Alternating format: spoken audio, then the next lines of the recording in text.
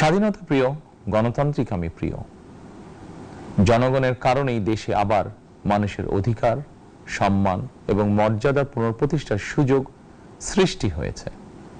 আমি দেশবাসীর উদ্দেশ্যে একটি বার্তা দিয়ে বলতে চাই, মুসলমান, হিন্দু, বৌদ্ধ, খ্রিস্টান তথা দল, মত, ধর্ম, বর্ণ নির্বিশেষে পাহাড়ে কিংবা সমতলে বসবাসকারী এই দেশ আমাদের সবার।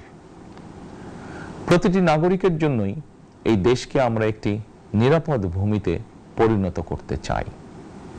একটি স্বনির্ভর, নিরাপদ, মানবিক, গণতান্ত্রিক বাংলাদেশ প্রতিষ্ঠাই বিএনপি সরকারের লক্ষ্য। প্রিয় দেশবাসী, ফ্যাসিবাদের সময়কালে দুর্নীতি, দুঃশাসনে পর্যুদস্ত একটি ভঙ্গুর অর্থনীতি, দুর্বল শাসন কাঠামো আর অবনতিশীল আইন শৃঙ্খলা পরিস্থিতির মধ্য দিয়ে নতুন সরকার যাত্রা শুরু করেছে। গ্লিটারের টুইন লেমন ও অ্যান্টিব্যাকটেরিয়াল ফর্মুলা বাসনকে চকচকে জীবাণুমুক্ত করে আমাদের দেয় গ্লিটার গ্যারান্টি।